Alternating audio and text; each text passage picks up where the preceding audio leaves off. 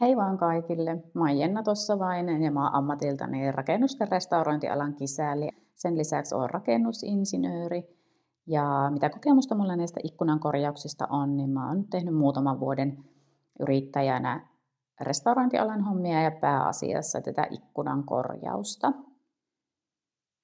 Mä oon kasannut tähän pöydälle näitä tarvikkeita, mitä tässä ikkunan korjauksessa tarvitaan. Tässähän on nyt aika monenlaista kaikkea, mutta tässä on kuitenkin aika paljon semmoisia ihan niin perustyökaluja, että jos nyt on tarvinnut aikaisemmin mitään niin rakennus- tai korjaustöitä tehdä kotona, niin saattaa osa näistä kyllä jo löytyäkin sitten sieltä kotoa. Ja olen ottanut tähän näitä vähän niin järjestyksessä sitten täältä tähän päin, miten tämä ikkunan korjausprojekti kulkee. Eli olen ensimmäiseksi laittanut tähän tietenkin suojalasit, erittäin tärkeät, melkein joka työvaiheessa kannattaa niitä kyllä pitää päässä. Ja ensimmäisenä sitten kun irrotetaan puitteita, niin tietenkin tämmöistä tavallista niin purkurautaa autetaan sillä nostossa. Sitten täällä on sitten näissä pohjatöissä tarvittavia työkaluja, tämmöinen kittitaltta, millä niin kittejä voi sitten irrotella, mutta myös joku tämmöinen tavallinen vähän huonoksi mennyt taltta tai tämmöinen niin huono puukko voi olla ihan niin riittävä työkalu niiden kittien irrotuksessa. Sitten tässä on pihdit tai tongit, että saadaan irroteltua sitten ne vanhat lasituslangat sieltä. Sitten kun päästään maalinpoistohommiin, niin täällä on maalikaavin tämmöinen profiloitu ja sitten tämä ihan suora malli. Sitten tässä on hiomatarvikkeita, ihan hiomapaperia ja tämmöinen hiomatyyny tai joku kalikka, mikä nyt sattuu olemaan sieltä. Sitten otin tämän hiomakoneen, mitä itse kyllä tykkään käyttää, että nopeuttaa osittain sitä hommaa, sitten jos on enemmän niitä puitteita. Niin tämmöinen hiomakonekin voi olla ihan hyvä, että niitä tasaisia pintoja pystyy tällä kyllä hyvin hiomaan. Ja tässä on ollut käytössä tämmöinen verkko, joka kestää sitten paremmin tosiaan sitä niin hiomista kuin joku tämmöinen paperi.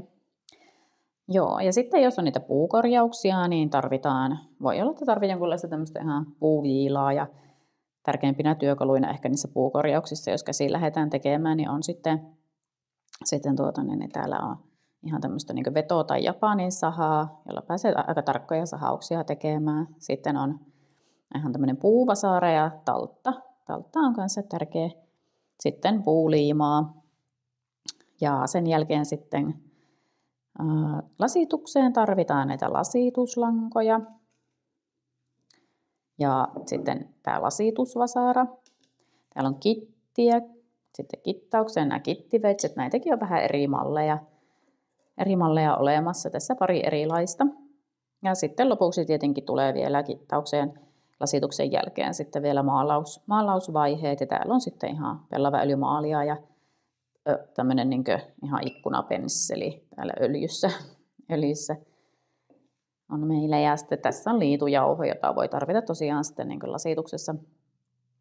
Ja sitten voi olla, että on mukava lisätä tuohon kitin sekaan jonkin verran tätä liitujauhoa lisää, että ei tartu sitten niin herkästi käsiin kiinni esimerkiksi. Ihan tämmöinen iso pensseli, jolla vähän niitä kittauksia pystyy tosiaan ennen maalausta tietenkin, niin pystyy pikkusen sitten tällä vielä siistasemaan niitä. Näytän sitten siinä kittauksen yhteydessä.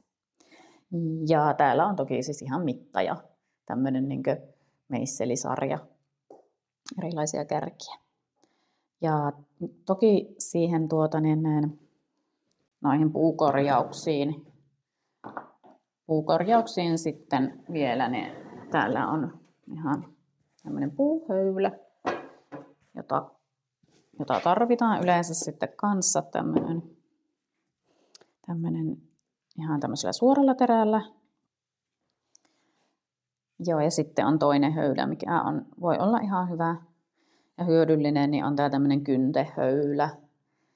Tätä saattaa myös joissakin puukorjauksissa tarvita, mutta kaikillahan ei välttämättä näitä puukorjauksien tarvetta sitten edes niissä omissa puitteissa ole, mutta että näytän kyllä senkin vaiheen sitten jollakin tarkkuudella, että puukorjauksissa toki on sitten, se on aina niin tapauskohtaista, että jokainen korjaus on katsottava sitten kuitenkin omana.